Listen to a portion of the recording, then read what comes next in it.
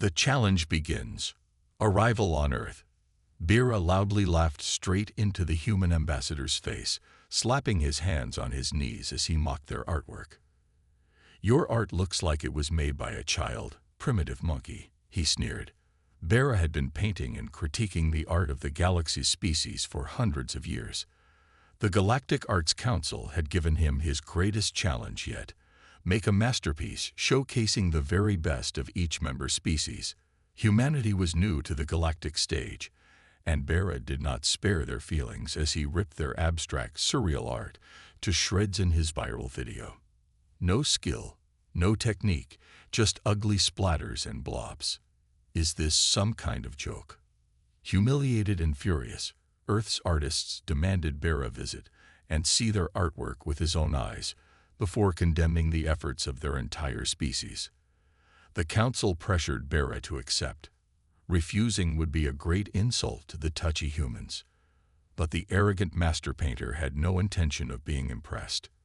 He would put the humans in their place and prove their art worthless once and for all.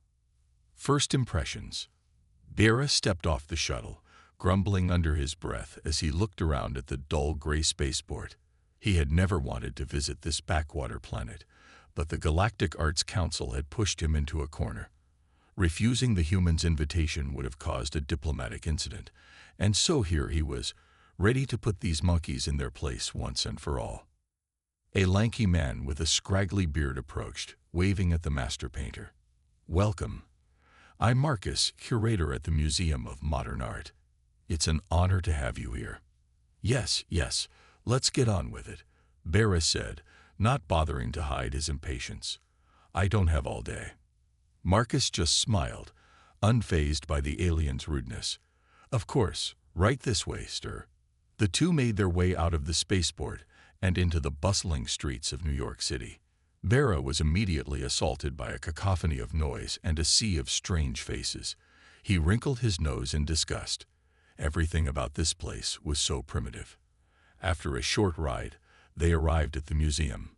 Marcus led Bera inside, eagerly pointing out various pieces as they walked through the exhibits. "And this one here is by Jackson Pollock, a pioneer of the abstract expressionist movement.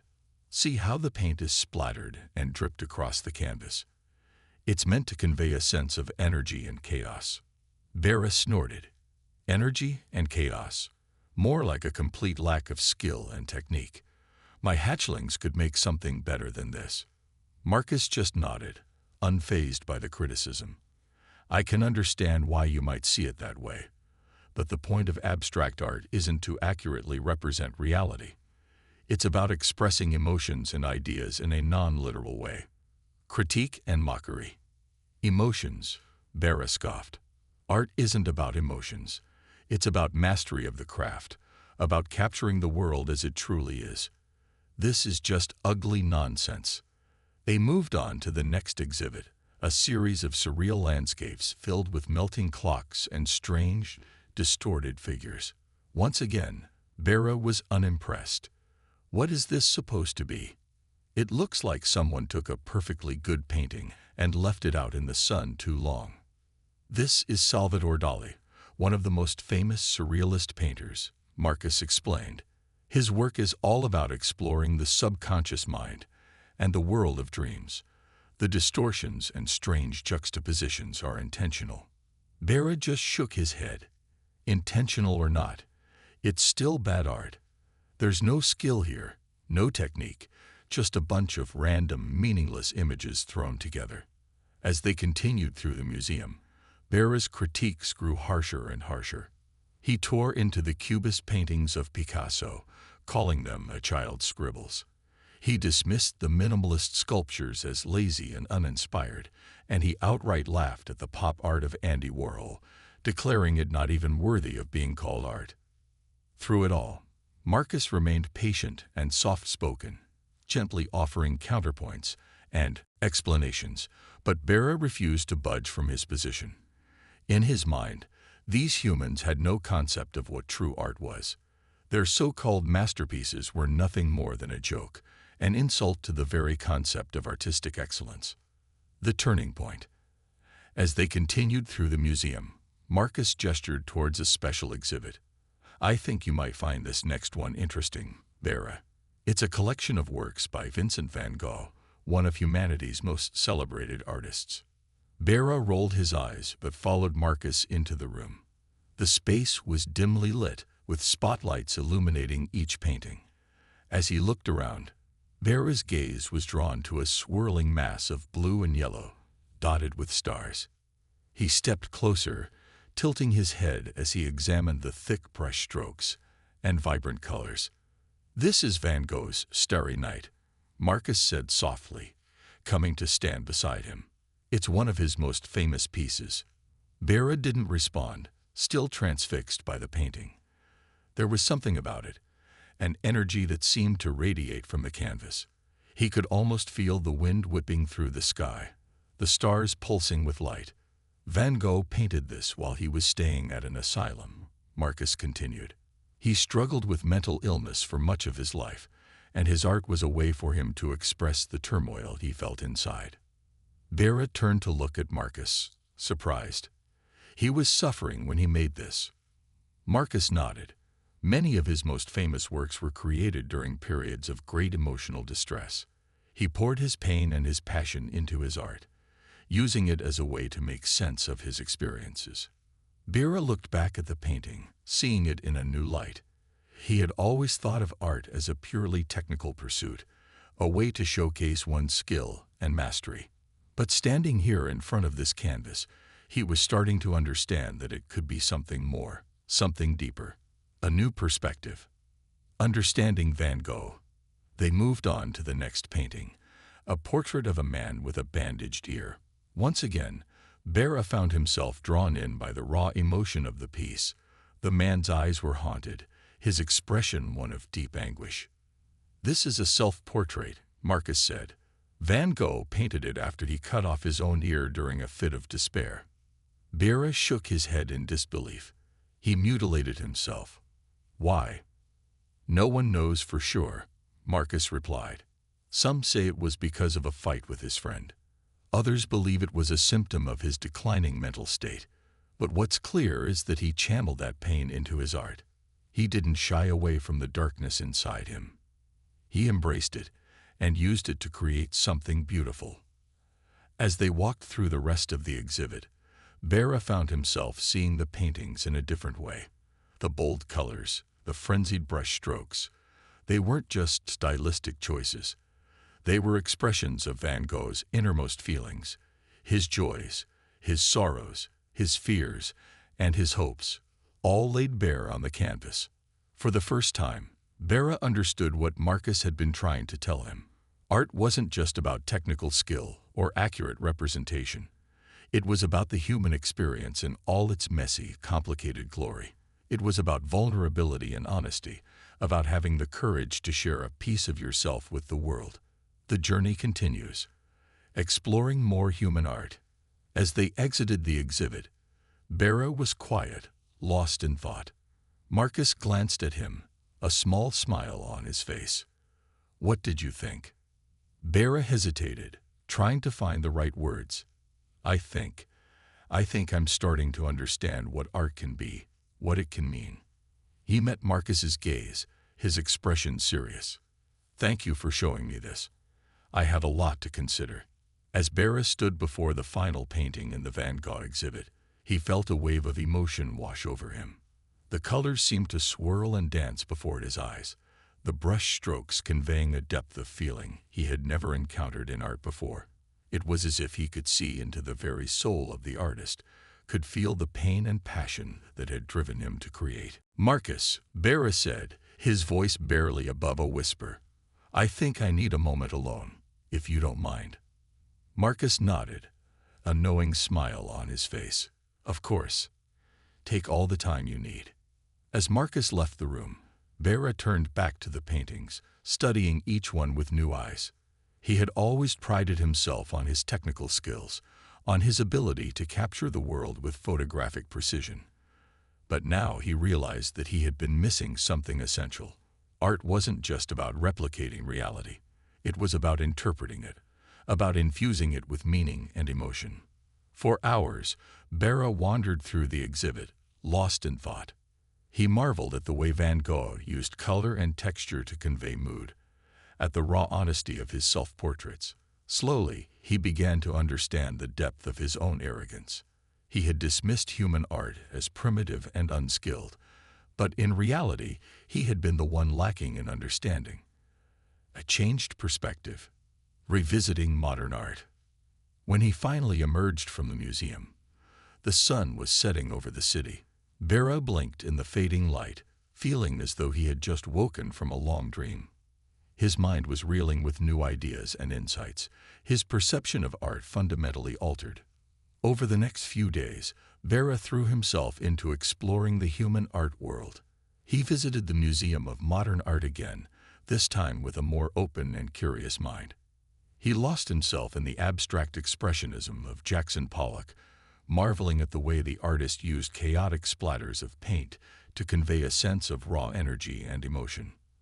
At the International Center of Photography, he found himself deeply moved by the haunting images of war zones and social upheaval. The photographs were stark and unflinching, capturing the pain and resilience of the human spirit in the face of unimaginable adversity. And at the Guggenheim, he encountered the thought-provoking installations of contemporary artists, works that challenged his notions of what art could be. Some were interactive, inviting the viewer to become a part of the piece.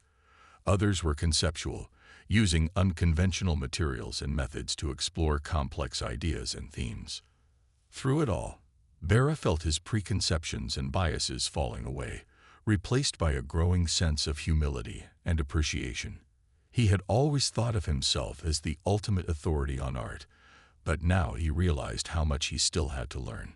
Human art was not inferior or primitive. It was simply different, born of a unique set of experiences and perspectives. A new mission. Returning to Earth.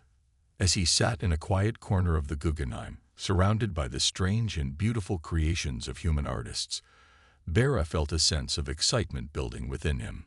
He had come to Earth expecting to put the humans in their place, but instead they had opened his eyes to a whole new way of seeing the world. He knew that he would never look at art the same way again.